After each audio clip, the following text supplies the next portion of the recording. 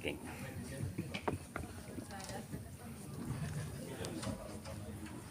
Nyampe. Praktek ya. Praktek.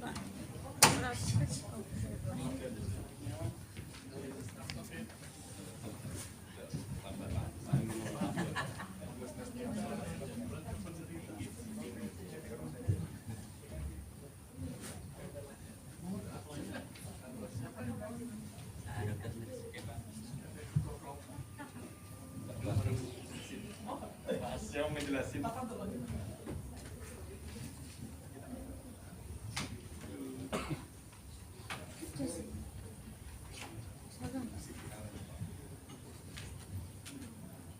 Siapa namanya?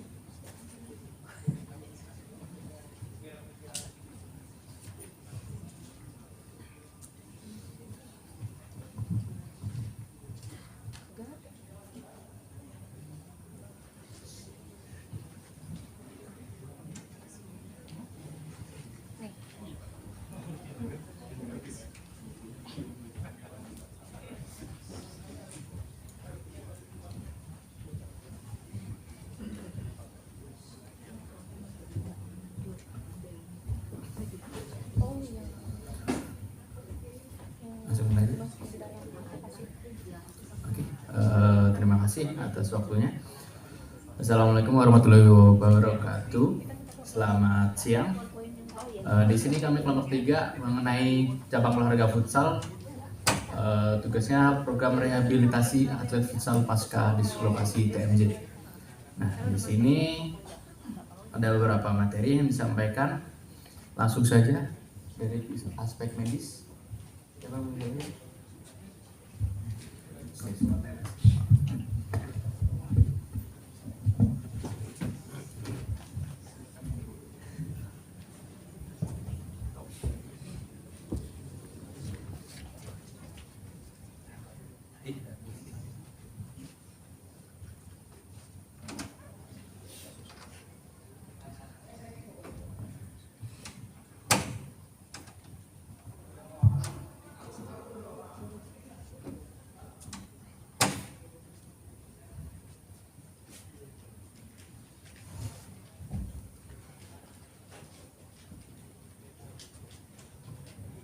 Ini kalau bimbingan bab satunya langsung dicoret-coret sama dosen pembimbing. Judulnya rehabilitasi pasca TMJ. Judul pertamanya cardiac arrest. Yang benar apa ini?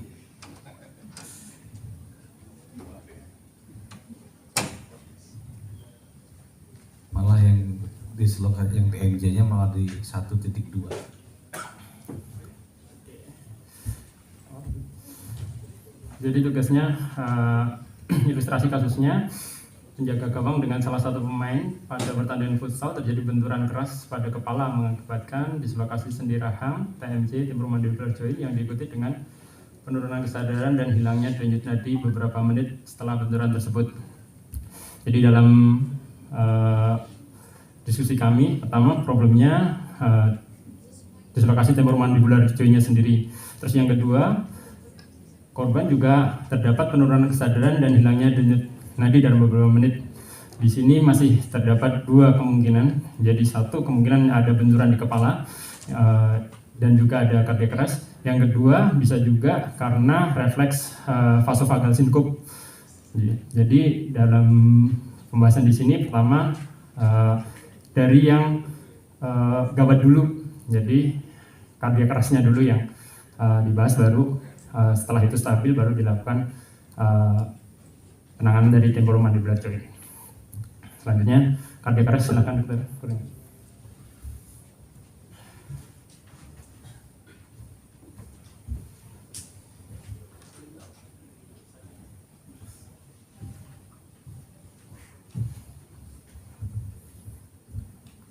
Ya, baik, mohon izin sebelumnya karena dalam case kami pasien atau atlet ini dia mengalami hilang kesadaran hingga hilangnya denyut nadi setelah terjadinya trauma atau benturan, maka yang triasenya yang paling awal kita tangani adalah dari cardiac arrest-nya. Mungkin kalau teman-teman sejauh sudah familiar ya dengan cardiac arrest atau yang disebut dengan henti jantung. Itu adalah sebuah fenomena di mana jantung itu sudah tidak mampu lagi untuk menyalurkan darah ke tubuh, bisa karena dia asistol atau karena dia disritmia seperti pada VT, sehingga denyutnya itu tidak adekuat. Kemudian manifestasinya pertama adalah kita mengacu pada yang 2020, ada yang in hospital atau out hospital. Kalau yang out hospital, kita kan karena kan kasusnya pada lagi main futsal ya, jadi kita fokus di yang out hospital. Yang pertama itu adalah kita harus mengaktifasi emergency respon. Mungkin nanti ini akan kita sambil peragakan ya untuk penanganannya. Kalau untuk teorinya sendiri, yang pertama, kalau pasien tidak sadar, kita harus cek dulu responnya, respon verbal, respon nyeri, dan juga kalau sudah tidak ada respon, kita langsung cek nadi. Kemudian setelah cek nadi, kita panggil emergensi, kita aktifkan emergensi responnya. Untuk stepnya sendiri, ya, yang pertama ini kita harus menganalisis situasi, kita harus memastikan 3A, aman pasien, aman diri, dan juga aman lingkungan. Jadi kalau pada kondisi ini pasiennya masih ada di tengah lapangan, kita bisa pinggirkan dulu, kemudian baru kita lanjutkan. Kemudian cek respon korban yang tadi, pertama verbal dengan cara memanggil-manggil, menepuk, kemudian juga respon nyeri. Setelah tidak ada respon nyeri, kita aktifkan emergensi sistemnya, bisa kita panggil ambulan atau kita panggil tim medis kalau dalam posisi itu tidak ada tim medis. Kemudian setelah kita panggil tim medis, kita cek dulu nadinya, apakah ada nadi nggak pasiennya, kita cek sirkulasinya, seperti itu. Kemudian kalau udah kita cek di arteri karotid selama 10 detik tidak ada nadi, kita bisa langsung masuk ke algoritma RJP. Tapi sebelumnya kita pastikan dulu RW-nya clear. Kemudian yang perlu di notes dari pasien ini adalah untuk memfiksasi jalan nafas, kita tidak boleh melakukan head tilt chin lift karena pada pasien kan terdapat cedera pada kepala ya, curiganya. Jadi kita menggunakan manuver jaw thrust. Kemudian kita lakukan pemeriksaan breathing, apakah look, feel, dan listen. Kalau tadi itu jadi pertimbangan, berarti yang pertama juga dong harus konsisten. Yang pertama kali itu udah itu tuh tadi mana tadi? Itu tadi ya yang A ya. Ini dong. A atau yang C tadi? Berikan segera. Ntar ada yang C. Oh, bukan yang B. Itu apa ya? B bola. B, cek responnya. Bukan ini. Oh, yang di atas itu. Yang A. Tuh. Yang A tadi perhatikan situasi, tadi statementnya gimana tadi? Gak tertulis di sini. Langsung pindahin ya. Oh sorry, iya ini dok, situasi harus jadi aman penolong, aman korban, dan juga aman lingkungan. Nah, cara amannya gimana ngamankannya? Yang pertama kita melihat kalau misalkan aman pasien itu kita cek kondisinya, kemudian juga lingkungannya apakah ada misalkan kayak pasien lagi di jalan raya atau dalamnya lagi di tengah-tengah lapangan, jadi bisa kita pinggirkan dulu sih dok. Kemudian juga alasnya harus pinggirkan dulu. keras. Iya. Kalau lagi tengah-tengah. Gimana? Jadi kalau di sini pada saat pertandingan ada suatu kejadian, pertama hentikan pertandingan, kemudian diinstruksikan agar tidak mengumpul, biasanya ada masalah, kemudian pada berkerumun itu. Setelah itu baru dicek kesadaran dan nafsu. Justru harus dikerumuni. Tapi cara mengerumuninya yang benar gimana caranya? Blocking, gimana? Blocking maksudnya dimaksud? Supaya enggak gitu dok ya, enggak maksudnya biar audiens nggak nonton gitu dok. Iya, caranya gimana? Bikin bikin pagar betis, Di pagar betis bentuk lingkaran, ada keluar semua. menghadap keluar, Iya. dikerumunin kan. Jadi kemudian betul. Nah, Bikin terus blocking. kita nggak yang pagar betis nggak ngelihat ke tengah-tengah kan korban. Melihat keluar. Ya, yang petugas yang nolong Tidak. di dalam gitu. Selebihnya ya mengerumunin aja kayak tadi. Dipindahin nggak? Sebenarnya kalau matchnya sudah berhenti bisa Ya, langsung nggak sih. gitu. Kan tadi ke situasi gimana? Hentikan pertandingan. Match kan belum selesai berarti. Berarti kalau udah matchnya udah di stop harusnya sih aman dong tempatnya. Ya kan tadi cara mengamankan tadi sudah Sudah dibikin barikade itu. dipindahin nggak? Enggak, berarti kalau udah ada itu. Tadi kenapa ngomong dipindahin? Cabut. Tuh, tadi apa namanya?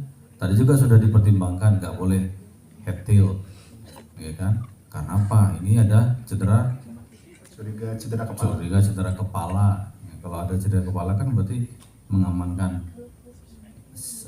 suspend kan, gitu kan? Mengamankan itu. Terus untuk memindahkannya kapan? Memindahkannya setelah stabil, setelah iya sudah transportable. Iya, apa Anda Kalau mindahnya setelah selesai itu dong. Kalau naik lagi? setelah algoritma RJP tuntas tuh. Enggak juga. Enggak, itu belum masuk transportable. Setelah Ambulans datang, AED bukan datang juga. siap. Ambulansnya sudah ready, sudah siap, baru kita baru berpikir untuk memindahkan. Gitu, belum langsung dipindahkan. Tuh. Kalau itu pada situasinya ini loh, kalau situasi lain ya beda. Kalau di pinggir jalan mungkin beda situasi, amankan dulu gitu kan. Geser, tapi ya jangan di aspal lah nolongnya kan gitu kan. Ini kalau di olahraga di lapang ya di lapang ditanganin. Kalau dia karena masuk indikasi kasus emergensi, kalau enggak ya kalau bukan emergensi ya tadi pindahin dulu. Karena ada FOP, field sighting tadi itu. Ya, lanjut. Saya sudah termasuk tua, jadi kalau nunggu sampai selesai nanti lupa. Siap dok. Mending begitu ada langsung. Kemudian tadi setelah kita aktifkan emergency system, kita posisikan korban yang kalau misalkan CPR kan yang penting alasnya harus keras dan datar. Jadi kita posisikan pasiennya, kemudian bagi posisi Keras dan datar. Gimana kalau kejadiannya di udara? Gimana kalau kejadiannya di lereng gunung? Gimana kalau kejadiannya di air? Nggak kena semua tuh, keras dan datar. Nggak di RJP. posisi yang terbaik. Iya terbaik. Ini sama kayak koki tadi, tambahkan garam secukupnya, seberapa secukupnya. Yang terbaik itu seperti apa? Jadi kalau mungkin di lapangan, ini kejadiannya di lapangan futsal, berarti kan sudah datar. Ya. Oke, kalau misalnya tadi di tempat-tempat tersebut, intinya kita sesuai tujuan CPR kan untuk pompa kardiak. Itu bisa dilakukan apabila atas atau bawah itu mekanisme pompa itu akan efektif. Jadi di situ yang bisa kita lakukan apa? Misalnya di air ada papan ya, bawahnya kasih papan, atasnya gitu. Kalau lereng gunung? Lereng gunung ya yang ada apa? Kalau ada posisi datar, oke datar. Kalau enggak ya adanya di situ ya sudah dilakukan. Yang dimaksud datar itu sejajar dengan tanah nggak? Sejajar. Sejajar. Harus horizontal. Sebaiknya kalau memang bisa ada misalnya henti jantungnya bukan karena trauma, berarti yang lain kondisi yang lain mungkin aman, jadi bisa dipindahkan ke daerah yang datar. Tapi kalau misalnya ini masalah tadi syarat tadi CPR dilakukan jika kondisi keras dan datar. Syarat itu tadi. Kalau nggak ada keras dan datar, masa nggak di RJP? Itu yang makanya saya kasih contoh ruang tempatnya, karena seringkali cedera itu apalagi kasus emergensi tidak akan pernah memilih tempat yang ideal. Ya kan? Kejadiannya di lereng gunung, gantole, terbang layang, mendaratnya di sana, dia ternyata meleset ke bawah angin. Di sana terjadi gitu emergensi, ya harus segera dong ditolong.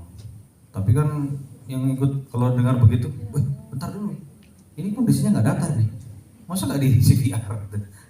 Ntar dulu, cari tempat datar, kan ribet gitu. Ya, CPR aja lah. Ya kalau kondisi ideal ya tadi gitu. Kalau air, kenapa enggak, air kan datar tapi nggak keras, masa nggak ada CPR aja gitu kan. Tapi ya gimana caranya supaya efektif. Kalau dipompa tenggelam, kalau di air, di atas air ya dicari sesuatu apalah alasnya gitu. Bisa penolong itu sendiri, ya kan, badan penolong itu sendiri, atau ya gimana caranya lah, badannya kayak begini. Pokoknya CPR sampai penolong dengan peralatan yang ideal ada, lakukan dulu sebisanya.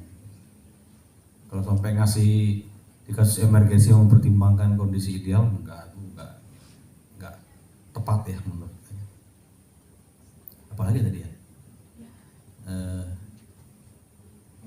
Jadi lupa. Waduh,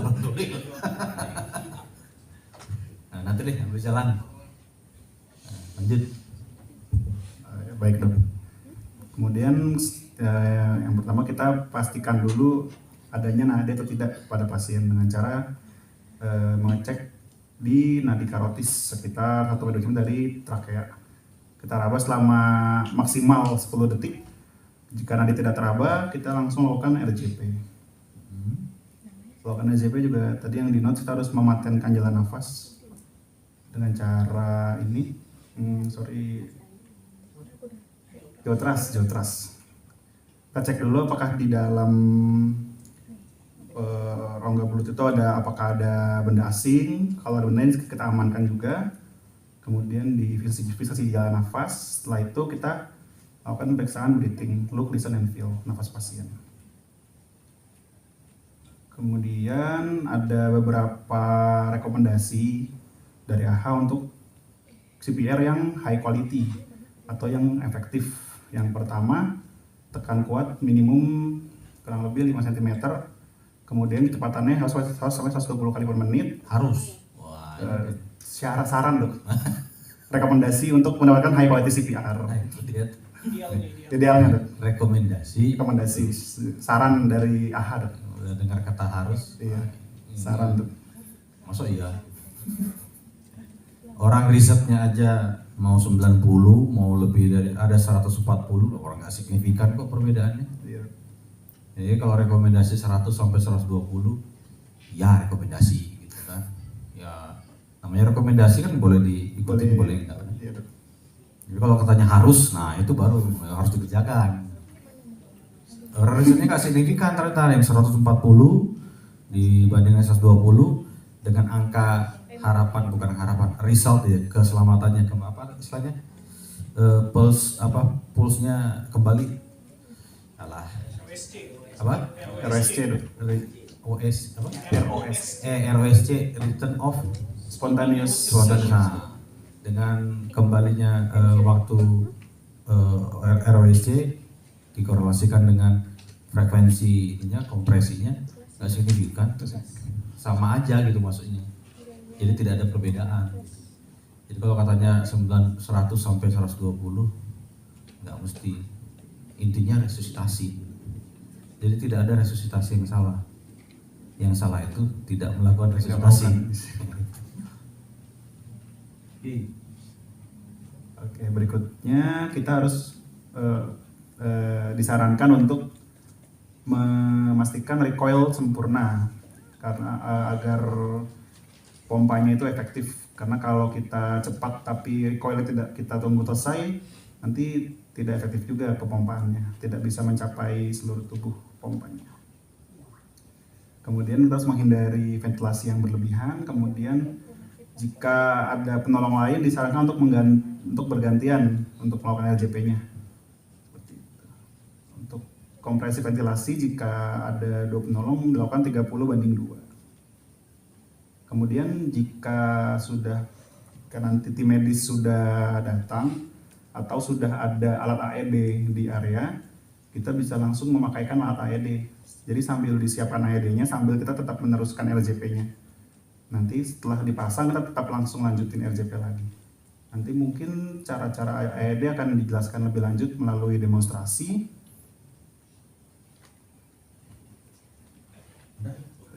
Ya, baik, mungkin berikutnya sudah pemulihan. Nanti berikutnya kita akan langsung saja demonstrasi Pokoknya kalau cara ada yang kurang RJP. kasih tahu, kita tambahin. Siap, Dok. Ya, baik, mungkin kita bisa langsung demonstrasi ya. Kasih. Oleh Dokter Heladi. Silakan, Dokter. Yang dipukul dulu yang mana nih biar pingsan?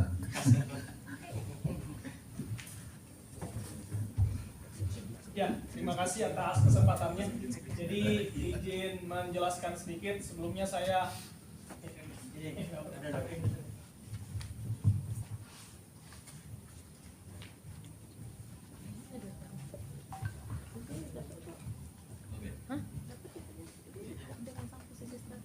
Udah direkam belum? Ya, mungkin saya mohon izin terlebih dahulu kepada teman-teman senior ya, terutama